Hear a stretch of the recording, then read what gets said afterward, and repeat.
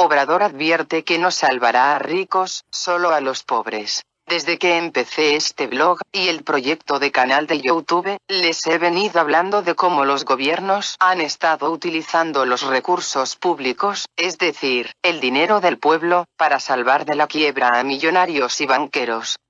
Así es, en México tenemos un mal recuerdo, muy malo, de lo que se hizo con el llamado FOBAPROA, Fondo Bancario de Protección al Ahorro.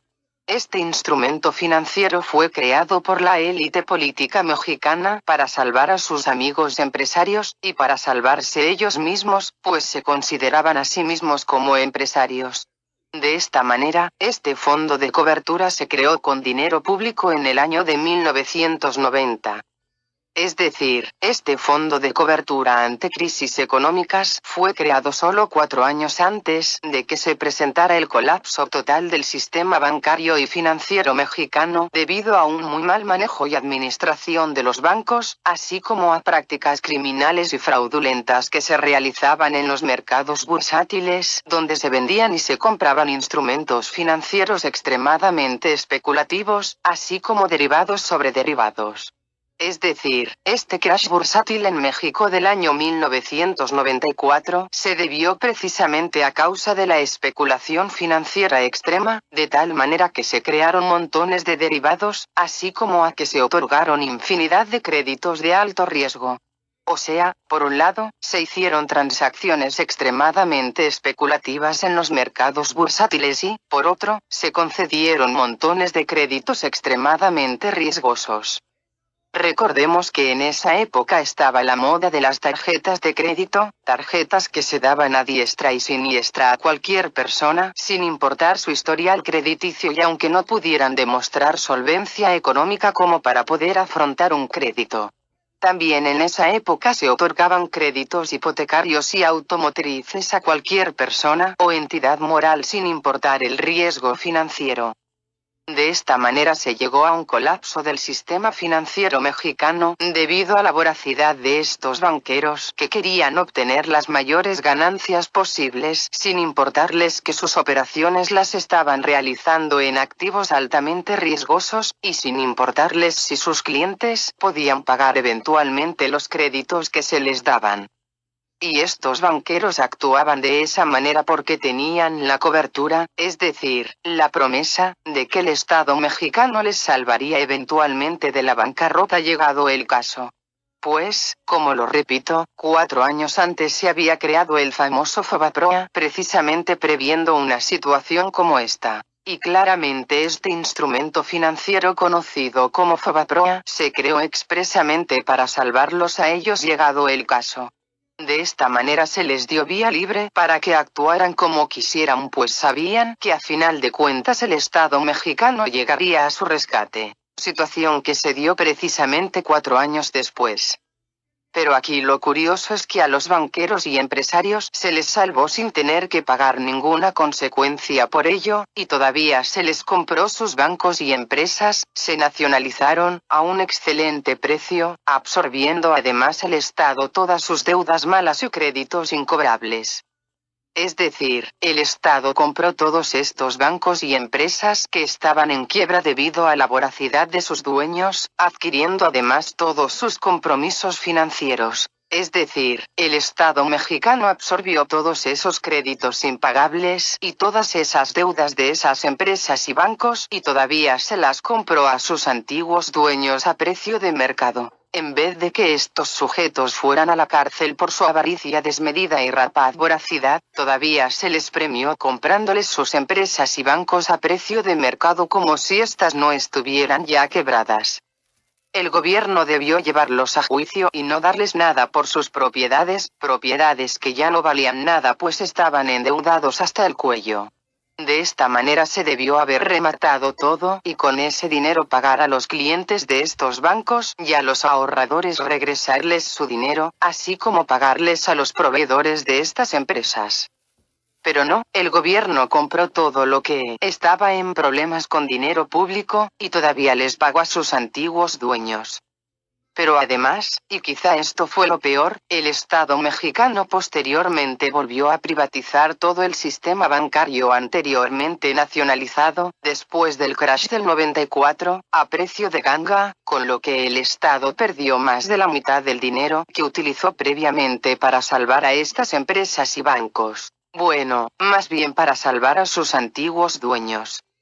Además, con esta privatización del sistema bancario mexicano el Estado perdió toda posibilidad de servir como garante del desarrollo científico e industrial de México, pues estos bancos volvieron a manos de buitres deshumanizados que solo están esquilmando al pueblo de México. Pues recordemos que estos bancos, como el Santander, Citibank, HSBC, BBVA, etc., y en general todos los bancos en México, cobran comisiones desorbitadas, comisiones que en sus países de origen no cobran y, además, no ofrecen ningún interés a los ahorradores, cosa que sí ofrecen en sus países de origen. Esta situación por supuesto ha frenado el desarrollo de México, pues estos bancos en vez de servir como un instrumento de crecimiento económico se convierten en un freno, pues además de que cobran altas comisiones y de que no ofrecen ningún interés a los ahorradores, tampoco ofrecen créditos a un interés justo a los pequeños y medianos empresarios, y mucho menos a los nuevos emprendedores. De esta manera, estos bancos en vez de servir como un instrumento de desarrollo económico, se convierten en un freno para el mismo. Y es que, debido a los intereses cero, e inclusive negativos, que ofrece el Banco Central a los banqueros, es que a estos ya no les interesa otorgar créditos a los pequeños y medianos empresarios, o al ciudadano común, para poder acceder a un crédito hipotecario o automotriz justo, o para cualquier otra cosa. Y esto es así porque esos intereses cero, o negativos, les da la posibilidad a estos banqueros y empresarios de acceder a dinero prácticamente gratis, dinero que utilizan para especular en las bolsas de valores o para comprar a la competencia y así crear enormes oligopolios, concentrando con ello la riqueza en menos manos, mientras que a los pobres se les hace aún más pobres debido a la emisión masiva de este nuevo dinero, dinero que por supuesto devalúa la moneda y, con ello, reducen el poder adquisitivo del ciudadano común. Pues recordemos que este nuevo dinero que se les da a los banqueros y empresarios cuando llega a sus manos aún conserva su valor, pero conforme se filtra hacia abajo, o sea, al sistema financiero nacional e internacional y de ahí al ciudadano de a pie, este tiende a perder valor, de tal manera que cuando llega al hombre de la calle este ya ha perdido gran parte de su valor a favor de los grandes empresarios y banqueros internacionales. Pues bien, este círculo vicioso es el que desea romper Andrés Manuel López Obrador con su último anuncio. Él dice que él no va a rescatar a los ricos, sino solo a los pobres. Es decir, él dice que no va a rescatar a los grandes bancos y empresas, sino que el dinero se le dará al pueblo y ya no a los ricos para que estos se salven a sí mismos y a sus negocios. Salvación que no consiste en otra cosa más que nacionalizar nuevamente sus negocios con dinero del pueblo, negocios que a día de hoy ya están completamente quebrados, tal como lo estaban en el año de 1994. Rescate que entonces se realizó a través del famoso FOBAPROA. No olvidemos que, y yo desde hace años se los vengo advirtiendo, actualmente los gobiernos de todo el mundo se preparan para salir al rescate, nacionalización, de infinidad de empresas y bancos. Rescate, o nacionalización, que se volverá a hacer con dinero del pueblo, tal como México hizo en el año de 1994, y los demás países lo hicieron en el crash bursátil del 2008. Aunque en el año 2008 no hubo tanta nacionalización, sí se rescató a empresas y bancos otorgándoles créditos preferenciales y comprando su cartera vencida, así como sus activos tóxicos. Cartera vencida y activos tóxicos que pasaron a manos de los gobiernos, es decir, del Estado, o sea, se convirtió en deuda pública. Estos rescates se hicieron mediante la flexibilización cuantitativa que no es otra cosa que la emisión masiva de nuevo dinero. Dinero que se intercambió por bonos soberanos, es decir, por bonos del Estado. En otras palabras, el gobierno se volvió a endeudar para rescatar a estos bancos y empresas, deuda que consistió en la emisión de bonos soberanos, bonos que el Banco Central cambió por nuevo dinero, y este dinero es el que se utilizó para salvar a estos empresarios y banqueros. En este punto hay que hacer una aclaración. Los bancos centrales no son bancos del gobierno, no, en realidad son bancos privados, y así es desde el año de 1913, en el caso de Estados Unidos, pues fue justo en ese año cuando se creó el Banco de la Reserva Federal, Fed, banco que en realidad es un banco privado y, por lo tanto, el mayor acreedor de Estados Unidos es precisamente la Reserva Federal, y después de ellos está China y luego Japón. Así que no se crean que al imprimir nuevos dólares la Reserva Federal son solo papelitos que imprime Estados Unidos y nada más. No, la realidad es que estos nuevos billetitos de color verde en realidad es nueva deuda para Estados Unidos. Porque en realidad no los imprime el gobierno de Estados Unidos, sino que los imprimen son realmente los bancos privados de la Reserva Federal, dinero que se intercambia por bonos del Tesoro de los Estados Unidos, bonos que por supuesto se tienen que pagar eventualmente, además se tienen que pagar a un cierto interés.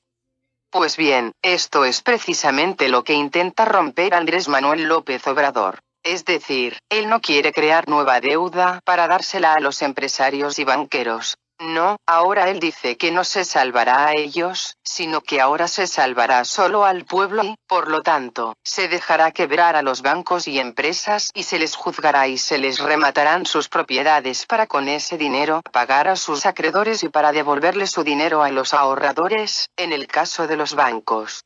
De esta manera Andrés Manuel López Obrador se convierte en el primer presidente mexicano verdaderamente nacionalista en muchas décadas. Quizá el primero desde la Revolución Mexicana, pues ni siquiera Lázaro Cárdenas fue tan nacionalista como López Obrador, pues la nacionalización del petróleo mexicano fue más bien un resultado de la Segunda Guerra Mundial y las circunstancias que la rodearon más que un logro de Lázaro Cárdenas. Quizá otro gran nacionalista, desconocido y humillado, fue el golpista Victoriano Huerta, pues aparentemente este dio el golpe de Estado para evitar los malos tratos en prejuicio de México que pretendía firmar el entonces presidente del país azteca Francisco I. Madero con las autoridades estadounidenses. Es decir, Francisco Madero negoció los tratados que posteriormente fueron conocidos como los Tratados de Bucareli. De la Huerta desconoció estos tratados y por eso dio el golpe de Estado, sin embargo, a los pocos años también fue derrotado y su sucesor, Álvaro Obregón, sí firmó los nefastos tratados de Bucareli, tratados que negoció previamente Francisco I. Madero. Pues bien, además de que Andrés Manuel López Obrador a su vez desconoció estos tratados de Bucareli, también ahora dice que no utilizará dinero del Estado para salvar a empresarios y banqueros y que, en todo caso, a los únicos que se salvará será al pueblo.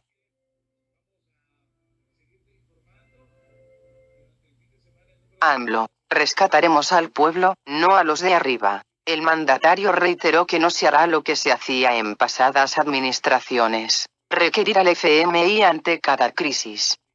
Debido a la crisis económica que se prevé en el país y la caída del precio del petróleo, el presidente Andrés Manuel López Obrador, AMLO, afirmó que su gobierno rescatará al pueblo, pero sobre todo se protegerá a los débiles, a los desposeídos, a los pobres, a los pequeños. El mandatario reiteró que no se hará lo que se hacía en pasadas administraciones cuando se presentaba una crisis económica financiera y se recurría a pedir prestado al Fondo Monetario Internacional, FMI, y se pedía a la ciudadanía apretarse el cinturón. Le decían a la gente ni modo, que había que apretarse el cinturón y venían los aumentos en precios de combustibles y otras medidas que afectaban la economía popular. Ahora es proteger a la economía popular, sobre todo proteger a los débiles, a los desposeídos, a los pobres, a los pequeños. Vamos a rescatar al pueblo, esto también que se vaya entendiendo, porque hay algunos que a lo mejor están pensando que los vamos a rescatar, a los de arriba, con idea de esa peregrina, sofisma, de que si le va bien a los de arriba les va a ir bien a los de abajo, que, si llueve fuerte arriba, gotea abajo. No, eso ya no aplica, la riqueza no es contagiosa, no es permeable, tenemos que procurar que haya una distribución equitativa del ingreso, refirió el titular del Ejecutivo Federal durante su conferencia de prensa de este martes. Luego de que ayer se realizó la declaratoria de emergencia, el presidente pidió apoyo y solidaridad a los empresarios para que paguen los salarios completos a sus empleados que deberán de resguardarse. Debido a que se contempla que el resguardo de la población sea hasta el 30 de abril, López Obrador planteó a los integrantes de la iniciativa privada que paguen los salarios completos, pues es una forma de ayudar a que la gente tenga la seguridad de un salario para las siguientes semanas y pueda quedarse en sus hogares. FOBAPROA. El Fondo Bancario de Protección al Ahorro, FOBAPROA, ha sido un fondo de contingencia creado en 1990 por el Estado de México en vistas a superar los problemas financieros extraordinarios. No obstante, en 1998 fue sustituido por el IPAB, Instituto para la Protección al Ahorro Bancario. La creación del FOBAPROA ha sido uno de los acontecimientos políticos y financieros más escandalosos de la historia mexicana, porque el poder ha salvado sus malos manejos a coste de los contribuyentes mexicanos. La historia oficial dice que tras una batahola de crisis económicas que recaían en falta de liquidez del sistema bancario, es que surge el FOBAPROA. De esta manera, si existiese una crisis financiera, el FOBAPROA serviría para asumir las carteras vencidas y capitalizar a las instituciones financieras, evitar corridas bancarias, o al menos sus efectos. Después de 1994, cuando la crisis económica más grave de la historia contemporánea mexicana se desató, las tasas de interés se dispararon causando el sobreendeudamiento de las empresas y familias y el cese de pagos por parte de los deudores. Ante el peligro, el gobierno federal aplicó el FOBAPROA para absorber las deudas, capitalizar el sistema financiero y garantizar el dinero a los ahorristas. Para realizar esto, se calculó un total de pasivos del FOBAPROA en 552.000 millones de pesos que fueron canjeados por pagarés ante el Banco de México. Simultáneamente, se implementó el Programa de Capitalización y Compra de Cartera, PCCC, que inducía a las instituciones a aportar capital cuando la situación esté dentro de la insolvencia. A través del PCCC, los bancos transfirieron los derechos de cobro al FOBAPROA a cambio de un instrumento de pago a su cargo con garantía del gobierno federal. Estos instrumentos del FOBAPROA vencieron en 2005 y 2006, y estaban atados a la tasa de interés CETES y la tasa de interés LIBOR. Cronología de FOBAPROA. 1990 se crea el FOBAPROA, Fondo Bancario de Protección al Ahorro, bajo la argumentación de la falta de liquidez del sistema bancario. El gobierno de Carlos Salinas de Gortari da vida a este fondo de contingencia para enfrentar problemas financieros extraordinarios bajo la excusa de las posibles crisis económicas que propiciaran la insolvencia de los bancos por el incumplimiento de los deudores con la banca y el retiro masivo de depósitos. El FOBAPROA serviría para asumir las carteras vencidas y capitalizar a las instituciones financieras. 1991 reprivatización de la banca para reducir los gastos de la administración e involucrar a la iniciativa privada en el proceso productivo, fueron vendidos 18 bancos. Diciembre 1994 estalla la crisis económica con inflación, tipo de cambio sobrevaluado, déficit comercial, endeudamiento externo, reducción de las reservas internacionales y especulación desmedida en el mercado de valores, desembocan en la devaluación del peso y un alza en las tasas de interés. Como consecuencia se reflejaron retiros masivos de capital por la desconfianza hacia las instituciones de crédito, por lo que los bancos dieron visos de insolvencia y se temió el colapso financiero. 1995 se aplica el FOBAPROA para absorber las deudas ante los bancos, capitalizar el sistema financiero y garantizar el dinero de los ahorradores. Los pasivos del FOBAPROA ascendieron a 552.000 millones de pesos por concepto de cartera vencida que canjeó por pagarés ante el Banco de México. Dicho monto equivale al 40% del PBI de 1997, a las 2/3 partes del presupuesto de egresos para 1998 y el doble de la deuda pública interna. También se crea el programa de capitalización temporal, PROCATTE, un instrumento alternativo para sanear el sistema financiero con el acceso rápido y en mayor volumen de capital extranjero y recuperar la solvencia de los bancos. 1996 se crea UCABE, Unidad Coordinadora para el Acuerdo Bancario Empresarial, que sirvió de aval para el rescate bancario y benefició a 54 empresas por un monto de $9.700 millones. Marzo 1998 el Ejecutivo Federal envía al Congreso de la Unión un paquete de 4 iniciativas para crear un marco legal que reduzca las posibilidades de una nueva crisis bancaria y propuso la creación del Fondo de Garantía de Depósito, FOGADE, instancia que protegería el dinero de pequeños y medianos ahorradores e involucraría al Poder Legislativo en la tarea de supervisar los bancos. Ahora bien, lo cierto es que ha sido una de las maniobras más escandalosas porque los banqueros salvaron sus malas finanzas y se enriquecieron gracias al visto bueno de la clase política. La aplicación del FOBAPROA ha sido uno de los flagelos más crueles que ha sufrido la economía mexicana, ya que las finanzas públicas siguen sufriendo esas consecuencias. A través del FOBAPROA, el gobierno mexicano rescató a los bancos, comprando basura financiera como créditos incobrables, lo que llevó a incrementar el costo fiscal del rescate a cambio de la reducción de las pérdidas de bancos, accionistas o grandes deudores que podían pagar sus créditos pero los transfirieron al FOBAPROA. Por lo tanto, el Estado compró a los banqueros la cartera de créditos incobrable y fraudulenta, con un agravante: los accionistas de los bancos no perdieron sus inversiones, y además, han recibido un tratamiento favorable a futuro.